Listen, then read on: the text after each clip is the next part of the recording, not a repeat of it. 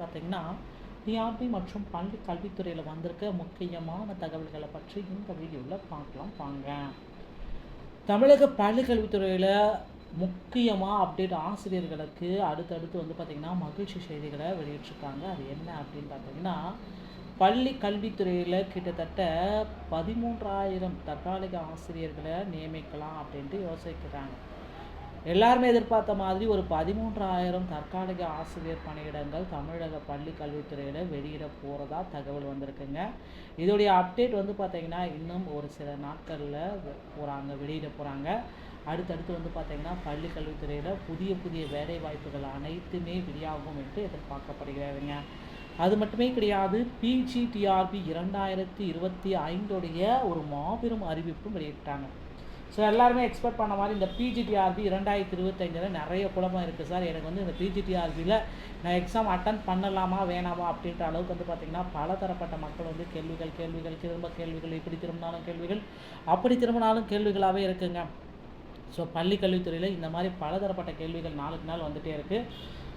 இதுக்கு எல்லாத்துக்கும் பார்த்திங்கன்னா விரைவில் ஒரு சுமூகமாக முடிவெடுப்பாங்க அப்படின்றது நம்ம எதிர்பார்க்கலாம். பள்ளி கல்வித்துறையில் புதிய பிஜிடிஆருடைய புதிய நோட்டிஃபிகேஷனே புதுசாக வெளியிட போகிறாங்க. ஆல்ரெடி பார்த்திங்கன்னா தேர்வு ஒத்தி வச்சு அக்டோபர் 12 மாற்றிருக்காங்க. ஆனால் திரும்ப பார்த்திங்கன்னா அந்த தேர்வை ஒத்தி வைக்கிறதுக்கு நிறைய வாய்ப்புகள் இருக்குது. தமிழ்நாடு பள்ளி கல்வி இணை இயக்குநருடைய பணியிட மாறுதல் மற்றும் முதன்மை கல்வி அலுவலர்கள் அதனை ஒற்றி பணியிடத்திற்கு இணை இயக்குநராக பதவி உயர்வு அளித்து பணி நியமன ஆணையை வெளியிட்டிருக்காங்க. என்னன்றதை நம்ம பார்க்கலாமா?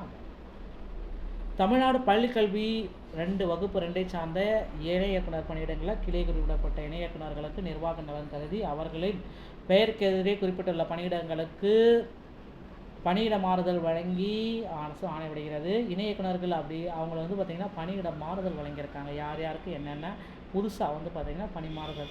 இணை இயக்குனருடைய பெயர் பணிபுரியாளராகவும் திரு கே சசிகலா. இணை இயக்குனர் நாட்டு நடைமுறை திட்ட பள்ளிக்கல்வி இயக்கம். இணை இயக்குனர் பாடத்திட்டம் மாநில கல்வியியல் ஆராய்ச்சி பயிற்சி மையம் மற்றும் பயிற்சி நிறுவனம் சென்னை. இந்த கேட்டகரியிலேருந்து இணை இயக்குநர்கள் பணியிட மாறுதல் போகிறாங்க. ஓகேங்களா? இப்படி எல்லாமே. ஸோ இந்த மாதிரி பார்த்திங்கன்னா எவ்வளோ பீப்புள்ஸை மாற்றிருக்காங்க அப்படின்னு பார்த்திங்கன்னா ஒரு 7 பேர் பார்த்திங்கன்னா பள்ளி கல்வித்துறையில் திடீரென்று ஒரு மாற்றத்தை கொண்டு வந்திருக்காங்க. இணை இயக்குநர்கள் எல்லாத்தையும் மாற்றி வச்சுருக்காங்க.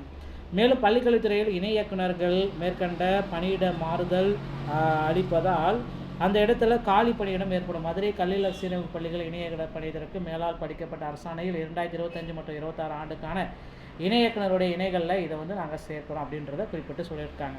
பணியிடங்களுக்கு தேர்ந்தெடுக்கப்பட்டோர் பட்டியல் 1 பணி இடம்பெற்றுள்ள நாகப்பட்டினம் மாவட்டத்தின் முதன்மை கல்வி அலுவலராக பணிபுரியும் திரு எம்.கே. சுபாஷன் என்பவருக்கு இணை இயக்குநராக பதவி உயர்வு அளித்து மேற்கண்ட பணியிடத்தில் இணை இயக்குநராக பணியமர்த்தி அரசு ஆணை பிறப்பிச்சிருக்காங்க. இது ஒரு பக்கம் பார்த்திங்கன்னா பள்ளி கல்வித்துறையில் இந்த இணை இயக்குனர் ப்ராசஸ் எல்லாமே நடந்துகிட்ருக்கு. அடுத்து பார்த்திங்கன்னா 10, 11 மற்றும் 12ஆம் வகுப்புடைய அசல் மதிப்பெண் சான்றிதழ் பள்ளிகளில் நாளை முதல் விநியோகம் பண்ணுறாங்க. ஸோ அதை நீங்கள் பயன்படுத்திக்கோங்க. ஏன்னா இன்ஜினியரிங் கவுன்சிலிங் இந்த மாதிரி எல்லாத்துக்குமே பார்த்திங்கன்னா அசல் சான்றிதழ் கண்டிப்பாக கேட்பாங்க. நீங்கள் காலேஜில் சேரணுன்னாலும் அந்த ஒரிஜினல் சர்டிஃபிகேட்டை காலேஜில் சப்மிட் பண்ண வேண்டியதாக இருக்கும். அது பார்த்திங்கன்னா அந்த சர்டிஃபிகேட்ஸ் எல்லாமே ப்ரொவைட் பண்ணிட்டுருக்காங்க. நீங்கள் போய்ட்டு உங்களுடைய பள்ளியில் நீங்கள் பெற்றுக்கொள்ளலாம் ஒரிஜினல் சான்றிதழ்களை. ஓகேங்களா? தமிழகத்தில் 12, 10, 11 மற்றும் 12 பொதுத் தேர்வு எழுதிய மாணவர்களுக்கு அசல் மதிப்பெண் சான்றிதழ் ஆகஸ்ட் 7 முதல் வழங்கப்படுகிறது.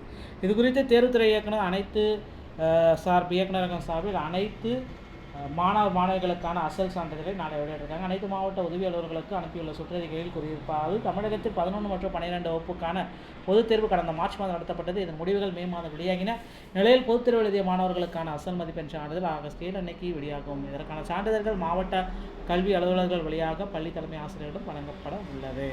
இதையடுத்து பள்ளி மாணவர்கள் தங்கள் படித்த பள்ளிகள் மூலம் தனித்தேர்வர்கள் தேர்வு எழுதிய மையங்கள் வாயிலாகவும் அசல் சான்றிதழ்களை பெற்றுள்ளனர். கூடுதல் தகவல்களை தேர்வர்கள் digi.tn.gov என்ற இணையதளத்தில் அறிந்து கொள்ளுமாறும் கூறப்படுகிறது. இதன் மூலமாக நீங்கள் அசல் சான்றிதழ் டவுன்லோட் பண்ணிக்கலாம், இல்லை போயிட்டு செக் பண்ணி வாங்கிக்கலாம் அப்படின்றதையும் குறிப்பிட்டு சொல்லியிருக்காங்க. அடுத்து பார்த்திங்கன்னா எல்லாரும் எக்ஸ்பெக்ட் பண்ண மாதிரி 2013 டெட் பாஸ் பண்ணவங்களுக்கு உண்டான போஸ்டிங் எப்போ போட போகிறாங்க இப்படி பலதரப்பட்ட கேள்விகள் போயிட்டுருக்கு. 2013 டெட் பாஸ் போஸ்டிங் பார்த்திங்கன்னா அதிகபட்சமாக பார்த்திங்கன்னா இந்த ஆட்சி முடிவதற்குள்ளார போட்டுருவாங்க. அது மட்டுமே கிடையாது, இந்த செப்டம்பர் அக்டோபர் இறுதிக்குள்ளார நிச்சயமாக இதுக்கு முக்கியமான நல்ல முடிவுகளை எதிர்பார்க்கலாங்க. டிஆர்பி மற்றும் பள்ளிக்கல்வித்துறையில் இந்த மாதிரி தகவல்களை நீங்கள் உடனுக்குடன் தரணும் அப்படின்னு நினச்சிங்கன்னா நீங்கள் நம்முடைய சேனலை சப்ஸ்கிரைப் பண்ணி பெல்லை கிளிக் பண்ணி வச்சுக்கோங்க. மீண்டும் ஒரு நல்ல தகவலோடு நான் உங்களை சந்திக்கிறேன். நன்றி, வணக்கம், தேங்க்யூ.